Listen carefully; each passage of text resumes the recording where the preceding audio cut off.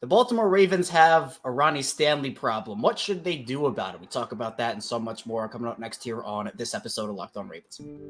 You are Locked On Ravens, your daily Baltimore Ravens podcast. Part of the Locked On Podcast Network, your team every day.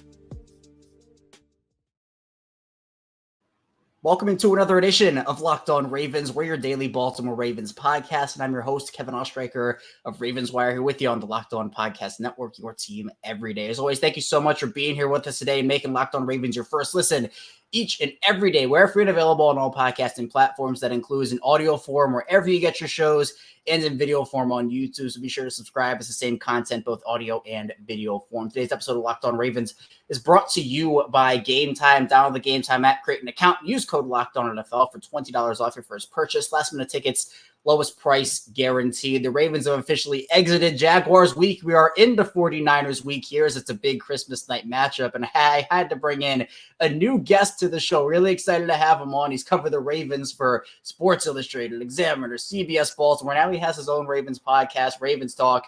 It's Samuel Njoku. Samuel, I'm really excited to have you on and to talk Ravens with you. And this is an exciting time. The Ravens are in first place in the AFC. They're on their way, hopefully, to locking that up and potential Super Bowl aspirations here for a team that definitely deserves it right now. Oh, yeah. Big time win against the Jaguars. I'm not too surprised by the outcome, but definitely good to see that the Ravens are head and shoulders above one of the better AFC division leaders in the NFL. And, they were a team that were fighting for the 1 seed. They still had a shot at it. Baltimore essentially ended that. But they had a huge stretch here coming out of the bye. We knew that. It was the Rams, the Jaguars, and then now we're here with the 49ers, Miami, and Pittsburgh to round it out. But in that Jacksonville game, a lot of conversation points about the offensive line. Not the interior. I think they're set there, but the Ravens do, and it's weird to say, it's not fun to say, but they do have a Ronnie Stanley problem. Now, Ronnie's a guy that's done so much for the organization, has played at such a high level for so many years, but clearly he is not there right now. He is injured. It's very clear on the tape. I think the knee is bothering him a lot. Who knows what the ankle is giving him problems with right now, if any. But he does not have the ability to anchor nearly as strong as he has in the past. And we saw it on Sunday night, right? I mean, Josh Allen just bulldozes through him. And, you tried out the pressures. Ronnie Stanley, I believe, had, 6 or 7? And then the next closest guy, I think, was 2. Mm-hmm. And it's such an outlier in that offensive line. And I think it's impacting how the Ravens want to run their offense. So for you, I mean, what do you do here? Because Stanley, we know the money he's making. We know how good he's been. At this point, they've done the rotation with McCary coming in for him. Also, Daniel Falele with Morgan Moses. Do you think a rotation is a realistic thing they can do on a path through a Super Bowl, or is it just what they have to do because there's no other option? It's just what they're going to have to do. I mean, you mentioned that he's been a liability. And part of that, I think, is because he really, really wanted to shut off the notion that he was an injured player. And now that he's, fighting through injury finally and trying to make himself available for every game, he's become pretty much a liability for the team. Now, he's better than most left tackles, I think, in the game when he's fully healthy. But right now, if he wants to play, he's definitely going to have to be spelled out with, like you mentioned, Patrick McCary on the left side. So for now, that's pretty much the only option other than pretty much just bench him until he's healthy. But I think if the Ravens had that option, they would have done it already. I think it's pretty much maybe he'll need surgery afterwards, or maybe he just needs a longer extended period of time of rest, an option that they can't afford right now. So I guess keep him out there for now, but you need to spell him out with other offensive linemen to really give them a chance to fend off these premier pass rushers. And they're going to go against a couple of heavy hitters over the next couple of weeks. Yeah, I think that there's not a game anymore where they're going to face an easy pass rush, easy outside linebackers. I mean, obviously San Francisco, we know what that defensive line is. They might be getting back a couple of big guys too, Eric Armstead and Javon Hargrave. Not to mention they have Nick Bosa and the newly acquired Chase Young out there. But then you have Miami, who did lose Jalen Phillips. He's one of the young premier pass rushers. But then you have Pittsburgh, and we all know TJ Watt. We all know Alex Highsmith. And those guys are going to provide a challenge. And then in the playoffs, there are no days off, no easy days in the playoffs. So that's going to be tough too. And you talked about the benching. I mean, it's something that even if it was on the table, I just don't know if they would do it. I don't know if they would do that to Ronnie. We know this organization, they love their guys. They stand by their guys. And look, there's this tough kind of push and pull thing for me where you want to stand by your players, but at the same time, the goal is to win a Super Bowl. And if Ronnie Stanley's not your best option to win a Super Bowl, if he is impacting the offense, if he is the reason the Ravens offense cannot score, something has to give there, which I think is what this rotation is kind of saying to me, which is, no, he can't be out there for a full game at this point, but we need more out of that position. So I don't think benching is an option. I understand that, I've seen plenty of fans say it on social media. They need to do it. McCary has come in, and I think he's played decently well, but Ronnie Stanley, I think, is going to have a role. I just don't know how big it can be at this point. Yeah. And if McCary is head and shoulders better than Ronnie Stanley, even at this point, then maybe a benching might be in order. But right now, I think that the difference between the two is close enough where swapping makes sense. Now, of course, if McCary strings together a couple of games where he's fitting off Nick Bosa and Chase Young by himself without needing for help with fullbacks, tight ends, what have you, then yeah, you make that switch. But right now, I think Stanley has shown you enough in the past where you can trust him to use this opportunity to get healthy and try and make a string of good games as the playoffs come near. But yeah, right now it'll be tough to bench the guy right now. But maybe in the future, as the once the offseason comes about and hopefully the Ravens win the Super Bowl, there's another conversation. But right now, I think it's best to just spell him with McCary. Yeah, I think is what's going to have to happen. Very, very unconventional, I'd say. I think we've seen them do it, though. This is not the first time. I remember the DJ Fluker tandem. I think they had him going with Ben Powers and rotating in and out. A couple of they had him rotating at right tackle, too. They did DJ Fluker.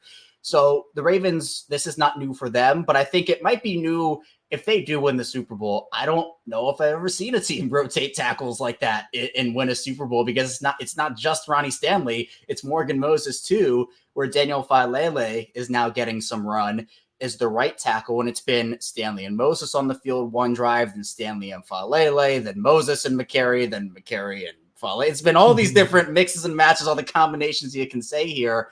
Moses, I think, is also playing injured. He's been durable over the course of his career, but he has dealt with a couple of nagging things here and there. I think Moses has been solid for the most part, has had some really good games and some not so good games. But rotating both tackles, it's new to me in terms of a team really competing here for the 1 seed.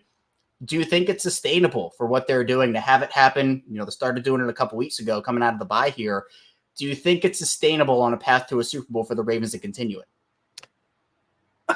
I hope so, for their sake. My big thing is you're going up against a team in San Francisco coming up where the front four is really coming at you, and they're going to set some stunts and stuff where if you're not an offensive cohesive unit with the 5 guys that are starting and are used to each other, then that could cause some issues in protection schemes and stuff like that. But, it's working okay so far right now. I mean, there's been a couple of plays where Stanley's been blown up and you worry about the durability of Lamar.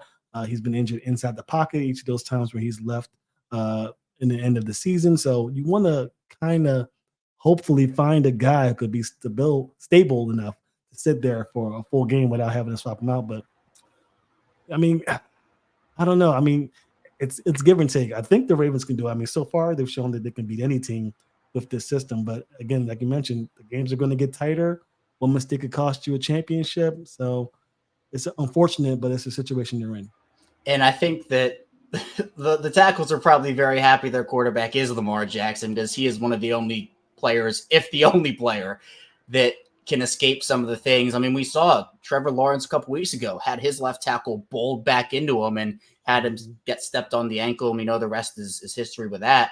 So for Lamar, it seems like, and I think we saw it against Jacksonville, where the receivers were getting open, but when they were getting open, there was pressure in Lamar's face within 2 seconds. Then when they weren't getting open, Lamar it seems like a staple. He has like 7 or 8 seconds that they're just sitting back there waiting, and then nothing develops. And I think that, again, it's impacting a little bit how the Ravens want to run that offense, because Lamar can make stuff happen. And I think he's a lot more poised and patient this year, which has been awesome. He's making decisive decisions and ones where I think he's thinking it out. I think the game's coming a lot slower to him. But with the tackle situation, you just want to have him sit back there and feel comfortable. You don't want to have him get antsy. And I think we've seen that where if protection isn't there, sometimes the quarterback will have, boom, I know I have this amount of time to throw the ball. And if I don't, I have to get out of there. I feel like for Baltimore, they need to have their offensive tackles step it up, or else, when you get to January, get to hopefully February, it might become a bit of an issue. Yeah, you're absolutely right. And you definitely touched on the point where I think will come into play later on in the season. And that's Todd Monken wants to spread this offense out. I think you've seen it the last 2 or 3 games. He's really started the game off with 3 receivers, 4 receivers out wide. And these pass rushers are really forcing them to pretty much use mass protection schemes and have a running back or tight end stay back to help those tackles. So moving forward, I think the Ravens' plan is going to have to be to start with the run game and really have these chunky guys out in front to really give Lamar Jackson time to either use the RPO or read option to really keep the defense on their heels, and then maybe spread the ball out and give the offensive tackles a little more time to pretty much block and protect their quarterback. Yeah, and I think protection is key. I think it all starts up front, both offensively and defensively for a team, and especially, offensive linemen. I think the Ravens' run blocking has been pretty solid for most of the season. It's been the pass protection, which has been a little more up and down. So I think improvement hopefully is on the horizon there for the Ravens. Coming up in the second part of the show, though, we'll be talking about the Ravens' latest roster moves, mostly surrounding the Keaton Mitchell injury and a lot more. So be sure to stay tuned for that. Plenty to talk about here on Locked On Ravens. First, this show is brought to you by PrizePicks. And if you're looking for daily fantasy sports, look no further than PrizePicks. PrizePicks is the most fun so many have had, up to 25 times their money this football season. All you have to do is select 2 or more players, pick more or less than the projected stats, and place your entry. And basketball season is here, it's in full swing, and you can now pick combo projections across football and basketball from the Specials League, a league created specifically for combo projections that include 2 or more players from different sports or leagues. For example, if you're a big LeBron James fan, you can pick LeBron James and Travis Kelce at a 10.5 combo with 3-pointers made plus receptions. If you want to play alongside some of PrizePicks favorite players like rapper Meek Mill and comedian Andrew Schultz, you can do that now in the Community Plays tab, another promos tab of the app to view entries of some of the biggest names in the PrizePicks community each week. PrizePicks even offers a really cool reboot policy so your entries stay in play even if one of your players gets injured. Football and basketball games, if you have a player who exits the game in the first half and doesn't return in the second, that player is rebooted. PrizePicks is the only daily fantasy sports platform with an injury insurance policy. So go to prizepicks.com/LockedOnNFL. Use code LockedOnNFL for a first deposit match up to $100. That's prizepicks.com/LockedOnNFL. Use code LockedOnNFL for a first deposit match up to $100. PrizePicks, daily fantasy sports made easy. We're back. Our second segment of Locked On Ravens. Kevin Allstriker still here with Samuel Njoku. And Samuel, I think for the Ravens right now, there was a lot of good that came out of that Jacksonville game, but it felt like a big dark cloud was cast over it with the Keaton Mitchell injury, one of the big bright spots. And I think everybody was so excited. Oh, they're on their way to winning and clinching the playoff berth. And then you see, well, I wish I didn't see it. It was that gruesome of an injury replay. But Mitchell goes down. It's an ACL tear. Luckily, no cartilage, John Harbaugh said, so it will make it a little bit of a cleaner recovery, although still a long road for Keaton Mitchell. He turned into one of the Ravens' most dynamic weapons on the offensive side of the ball, and they're going to be without that now. They're going to have to rely on Gus Edwards and Justice Hill. They called up Melvin Gordon as well. Before we get into the roster moves surrounding the injury, can you talk about the loss a little bit? Because I think that you have the speed and the shiftiness of a Lamar, of a Zay Flowers, but Keaton Mitchell, I mean, it's just another gear with him. Yeah, and kudos to Keaton Mitchell for really coming in as an undrafted rookie. Definitely not easy to do, and pushing himself into the starting role for this Super Bowl aspiring team. And that injury was just such a downer. I think even as soon as it happened, regardless of the outcome of the game, it just was a sour taste in the mouth of both the players, coaches, and fans with this loss. It's going to be tough. I mean, let's just be honest. Gus Edwards and Keaton Mitchell pretty much had a lightning and thunder type of combo going on, where Gus Edwards would be up the middle between the tackles, and Mitchell will be making his plays off tackle. So his loss will be felt. Now, Justice Hill is a guy that can come in and supplement, maybe not have such the spark that he did, but he definitely has some things going in his favor. One, he's a better pass protector than Keaton Mitchell at this stage, so that helps the Ravens out a little bit, have him on the field more. But issues with fumbling that came out early in the season will probably rear its head again if the Ravens aren't careful with how they call their plays.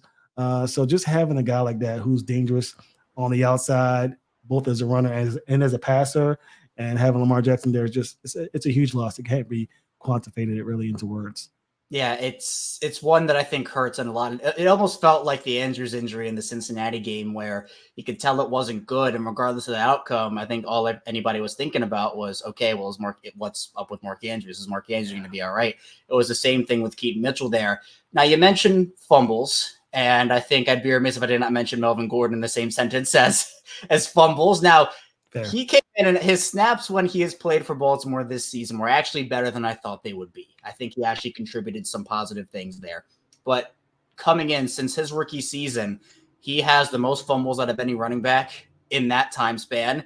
You're hoping that does not carry over. He was the one that the Ravens decided to promote. Makes sense. I mean, at this point in the season, you're not really going to find a bunch, and Melvin Gordon's been there. He knows the system. He's been around the team the entire season. They also bring in Dick Funk, who is a local guy, a Damascus High School graduate, also University of Maryland standout, does have the 2 ACL tears, but came in the league undrafted, won the Super Bowl with the Rams back in 2021.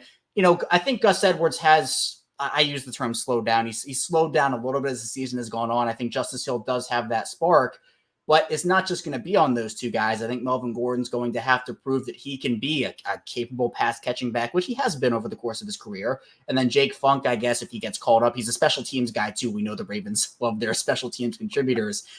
How do you feel now about the Ravens running back depth? Because before Mitchell kind of came in and took over it and kind of made everybody forget, a lot of people were talking about how they needed something else. And now that something else is gone because it was Keaton Mitchell. Yeah, I'm concerned, but not overly concerned. I am concerned because I believe the Ravens are going to start to lean more on the run game as the season draws to a close and enter into the postseason. So you're going to need as many capable backs as possible. I'm not as concerned because I believe the Ravens are going to give Hill more touches that pretty much cancel out Mitchell's absence, and they're going to pretty much ramp up Gus Edwards' production as well. So I think they're going to pretty much leave Gordon to maybe 3 or 4 touches a game, maybe, hopefully, but all it takes is one fumble, right? And they're playing the 49ers, the Dolphins, Steelers, which may be a big game if they aren't able to pick up the win in both of these contests coming up. So turnovers are huge in this game, especially if you're using the run game to set yourself up for the pass. That means less possessions per drive, I should say, meaning that the Ravens are going to get a lot of opportunities to get on the field if they're running the clock out type of deal. So pretty much turnovers are going to be a problem. Melvin Gordon has to keep the football in his possession. He cannot drop the ball. And I think, in my opinion, I know Harbaugh pretty well by now. If he were to fumble again 1 or 2 times, they're going to get rid of Gordon to bring in someone else. So I say fans should be cautiously optimistic, but definitely Gordon is on thin ice if this fumbling is to rear its head in 2023. Yeah, I think we all know about that John Harbaugh doghouse and how real it is. It is real. 100% a thing. And we have seen over the years players go in there and never come back out. So I think Melvin Gordon, again, at this point in the season, you can't afford those mistakes because you're right. Turnovers have such a big impact on the game. And I mean, we want to talk about an old friend, Kenyon Drake, had a turnover in that Colts game. Literally, I think shifted the momentum. And now he's turned into one of the most vilified football players in the city of Baltimore after everything that's gone on with him. But I think with this offense, Samuel, it has shown encouraging signs. It's been efficient, but the inconsistencies up to this point, I expected them to kind of work through it faster than they have, where I think Todd Monken's orchestrated some really good things, but then you kind of sit there on a couple of plays per game and you're like, well, why did they do that? Or this does not match the game flow. What's been your take on what Monken's offense has been this season, and what do you want to see as the season goes on? Well, I think what you see is what you're going to get with this offense, unfortunately, for this year. Fortunately, I should say, is I believe that next year they'll begin to implement more of Monken's philosophy. I believe early on they're using a lot of Greg Roman's philosophy and sprinkling in a little bit of Monken. And Monken is pretty much calling the plays the way he would, which is paying dividends. I mean, Lamar Jackson's an MVP candidate. But I think next year you'll start to see more passes and more exotic plays designed to get their receivers open. Unfortunately, there's not enough time in the offseason to implement stuff that Monken wants. As far as the play calling is concerned, I have been very frustrated with the way the Ravens have run the offense, at least past couple of weeks. I think they need to start taking what the defense gives them. I think they did that more in the second half of the Jaguars game. I think in the first half you saw that the Jaguars were begging the Ravens to run the football, and the Ravens weren't biting. And then in the second half, they said, you know what? Let's just run it down your throat, and you trying to stop us, and success followed. So I think that the Ravens are going to have to learn, especially as the season draws to a close, to take what the defense gives you. You have the weapons on the outside to be a good offensive strike on the air, and then you have the running game headed by Lamar Jackson to be very, very dangerous as a rushing team. So if the Ravens start to take what the defense gives them, I think they'll be just fine. Yeah, one of the things I think I expected earlier, at least before the season started, I think Lamar's run more than I thought he would this year, which again, some of it has to do with just plays breaking down, him making things happen, something out of nothing. But I do think we've seen more designed runs than I did expect. It's not a bad thing. I'm just saying I kind of thought that they were going to throw the ball a bit more than they have. But this has been a rushing team. And I agree with your point, because this offense was never going to be 100% implemented and successful from day one. It was always going to take not only multiple months, but probably a year or two to fully get it to where it needs to be. And they're just kind of working through, hey, we know we can do this. We tried this and it didn't work. It's all different types. And one of the things that fortunately the Ravens have had this year is a healthy Lamar Jackson. He's been on the field. And I've been so impressed by him overall this season because of the poise he's played with, the decisiveness, the decision-making's gotten a lot better. I know the deep ball accuracy hasn't been there to where I think people would like, but overall, I think it's been a really impressive season for him. And we haven't had to see a backup. And speaking of backups and roster moves, the Ravens brought in Malik Cunningham from the Patriots a couple weeks ago. I think this is more of a future move than anything else. But I think as we kind of heard, Cunningham was sold on the opportunity to play quarterback. And I think this is a quarterback move for them. But it raises the question of, well, Tyler Huntley's going to be a free agent at the end of the season. I think he has earned an opportunity to at least compete for a starting job somewhere. And obviously, as long as Lamar Jackson is in Baltimore, that will not be in Baltimore. So what did the move for Cunningham say to you? Because it's kind of unconventional to have something like that happen so late in the year. Yeah, and the Ravens will say, anytime we have an opportunity to bring in a good player, you got to take it. That's their MO. But you hit the nail on the head. This is a sign that Huntley's days in Baltimore are numbered, and that's not a knock on him. He's definitely one of the better backup quarterbacks in the game, but the cap space for Baltimore is something that people are not really talking about right now, and it is going to be very difficult to keep these players. If you can get in a quality quarterback who has experience with both Lamar Jackson and his style of play, then you bring him in, and I think Cunningham saw an opportunity and took it. I don't expect Huntley back. In fact, I'm very surprised, if I'm being quite honest, that Huntley was the backup this year. I think that the way Todd Monken runs his offense, I thought that Josh Johnson had a chance to really come in and take that spot. So all of those things piling together, stuff I saw in the offseason into preseason, and obviously the move for Cunningham shows me that there's a good chance Huntley will likely be looking elsewhere in 2024. And, for Cunningham, it gives him an opportunity to come in, get familiar with the system, get familiar with the guys, and kind of have a head start almost, as opposed to him coming in the offseason where he gets a couple months head start. And I think that will benefit him in the long run, definitely. But we have a game to talk about coming up in the final part of the show, and it's a big one. Honestly, might be the game of the year between the Ravens and the 49ers on Christmas night. Stay tuned. We have a lot to get into still on Locked On Ravens.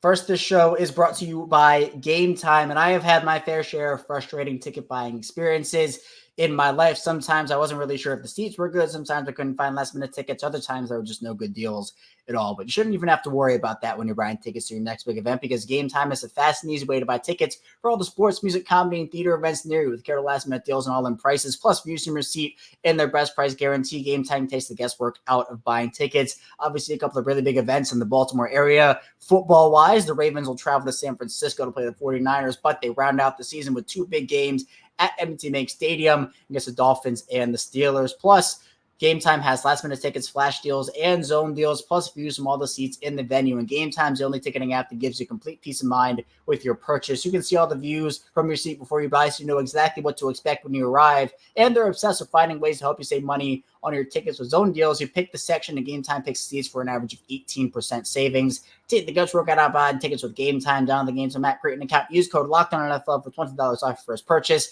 Again, terms apply. Create an account, redeem code LOCKEDONNFL, spelled LOCKED1NFL, for $20 off. Download Gametime, last minute tickets, lowest price guaranteed.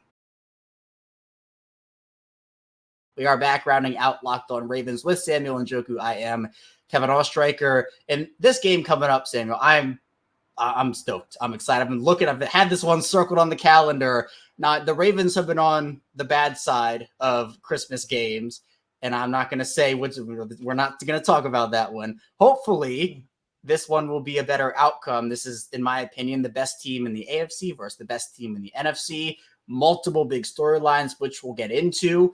And it's a big test, a big barometer for, I think, where this Ravens team is. But at the same time, if I had to rank tiers of losses, I think that an NFC loss is the one that hurts you the least. Then you have the conference loss, and then you have the divisional loss in terms of which one hurts you from least to most. If they were to lose one game in their final three, I would want it to be San Francisco, because if they beat Miami and they beat Pittsburgh, they get the 1 seed. This is 100% accurate, Kevin. I mean, I would love the Ravens to win this game, but if they don't, it is not the worst thing in the world. It definitely puts more pressure on them to beat the Dolphins next week, followed by the Steelers. However, if you had to pick a loss within these 3 ones, definitely the 49ers is the loss to be had for the Ravens. Now, I think that in some regards, the Ravens want to win this, because if they do win this game and they beat the Dolphins, then week 18 is pretty much a bye week for certain players, i.e. Ronnie Stanley, a guy who we talked about earlier in the show. So there is some good to come out of potentially vying for a win, but you're right. If the Ravens were to lose this game, it does not dictate how the seeding is going to go or how the season is going to go for the Ravens when it ends.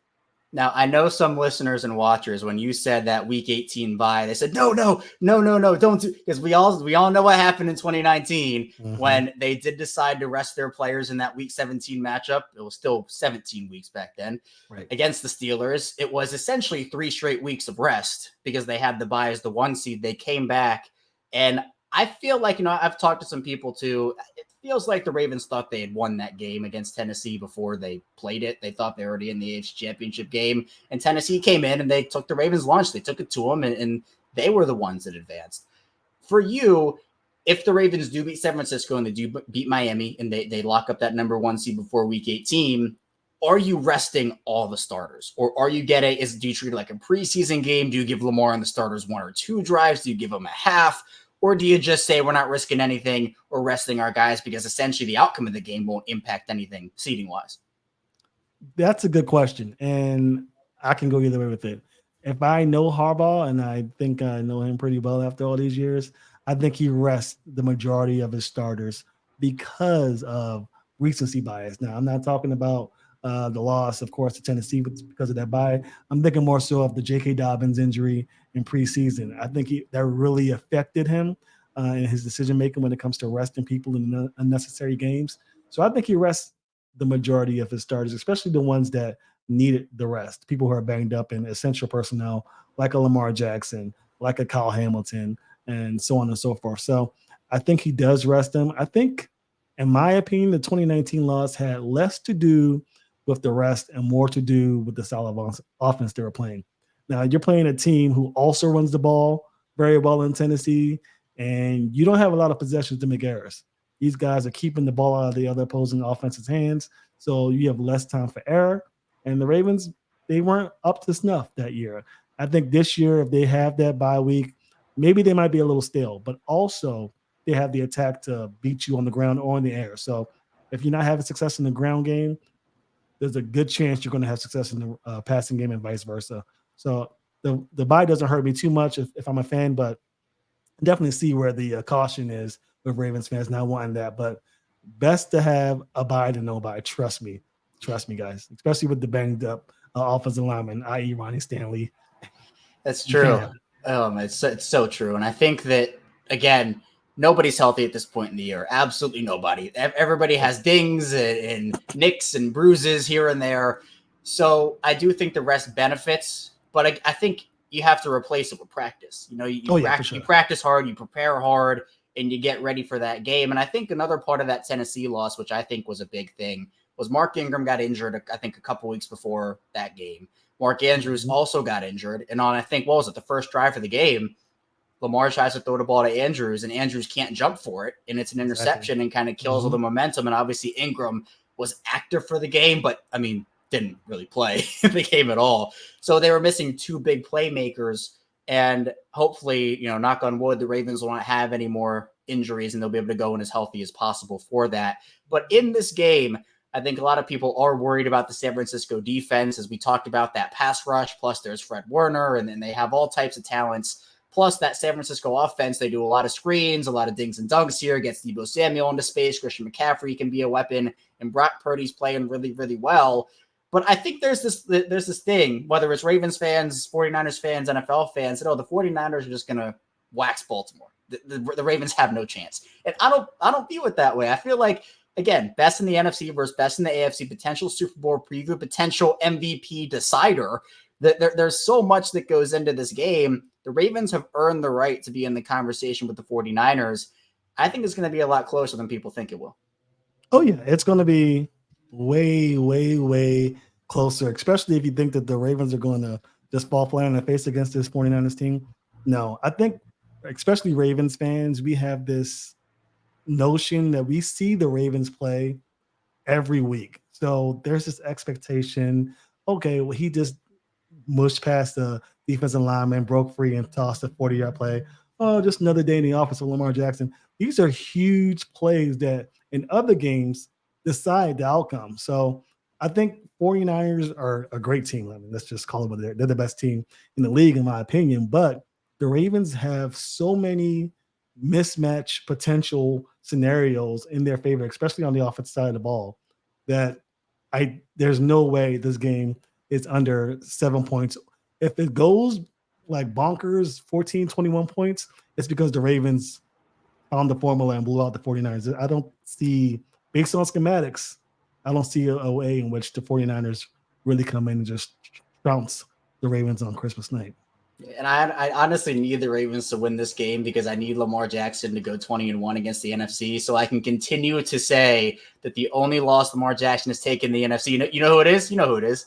There's no way. Is it the Falcons? I think it's the Falcons. Is it? No, it's the Daniel Jones. It's my favorite stat. God. It is my favorite. It's so funny to me because out of all the quarterbacks, it is Daniel Jones. So I need the Ravens to win this game. But look, San Francisco is one heck of a team. You said it there. Look, Baltimore has the best pass defense in the NFL, but San Francisco, they are not far. I think actually, no, San Francisco passed them. I think, San Francisco, by my numbers, San Francisco is number one. And Baltimore, I think they're both tied, actually. Yep, they're tied. But then you also have a team in Baltimore where in terms of yards per attempt, we know the rushing defense has been a little iffy. They're 21st in terms of net yards per attempt, but the 49ers are 19th. So I think this could be a game that both teams try to exploit the other's run defense, and that could be a decider. So how do you see the game going? What's kind of your gut feeling right now? Well, to push back on what you said about the Ravens' run defense, I think it's by design. I've been doing research trying to find out exactly why the rush defense has been a little poor, especially with Roquan Smith and Patrick Queen there. And they are purposefully having offensive rush the ball and try and pretty much do what they can with the linebackers they have. But if they dial in and attempt to stop the run by schematics and design, they have the defense to actually do that. So my prediction, I think that the Ravens are going to win this game. I just love the matchup between Lamar Jackson and that offense, that defensive front. I think when the Ravens play top tier defensive fronts like the Browns and the Steelers, they really do a lot of counters and screens and end around. So I expect Zay Flowers to be a big part of this game. The 49ers can win. They can do it, of course, but in my gut and based on what I've seen on film, I think the Ravens win this game. I say 27-21. In the Ravens' favor. I think that the defense of the Ravens is really, really stout, and I think that they're going to show out in this game. Brock Purdy has to make decisions with the football quicker than he has been. He really hasn't needed to do so because he has playmakers in Debo and Brandon Ayuk and Christian McCaffrey and George Kittle and on and on and on. But the Ravens have the talent on the defensive side of the ball to pretty much negate that and force him to make tough decisions. So I think that'll be a difference. I think Lamar will beat Brock Purdy, and then the MVP conversation leans towards Lamar Jackson. Yeah, I think this is the game. I mean, this is what it comes down to for the deciding factor there. Head-to-head matters 100%. I'm glad you said Zay Flowers too, because Jez Rebeck at The Athletic did say there was some rumors circulating about Zay Flowers in a walking boot earlier. And Jez Rebeck said that Flowers left the game with foot soreness, but he's not expected to miss any time. So a little vague there, but we will see what happens with Flowers. But I do think that the Ravens have a very good shot to win this game. I'm excited for it. And I will say my stats messed up. The Ravens are still the best pass defense in the NFL. San Francisco is number 6. Just want to clarify that. So there's no confusion. I know. Look, Brandon Stevens, I give a lot of credit to what Brandon Stevens has done. So going to be a really exciting game. Samuel, I appreciate your time, though. Thanks so much for hopping on. Please tell people where they can find you and obviously what you're working on here. Well, I'm on Twitter/X, if you want to call it, at Ravens Talk Pod. You can also find me on Instagram at Ravens Talk Podcast and on YouTube at Ravens Talk Podcast, where we have a Ravens show every week with other journalists and former players. And he does great work over there. Be sure to check it out. Link will be in the description below. So check him out. Subscribe to his channel. I highly recommend. He has a sick setup, by the way. I'm trying to be like Samuel with his setup. We're working on it. We're working on it. I appreciate you again, Samuel. Thank you. And thank you for everybody tuning in, watching, and listening today on Locked On Ravens. Again, be sure to subscribe, follow along, audio form, video form, the whole 9 yards. We'll be right back here tomorrow on Locked On Ravens, talking more Ravens football. So be sure to stay tuned. I'll see you right back here tomorrow on Locked On Ravens.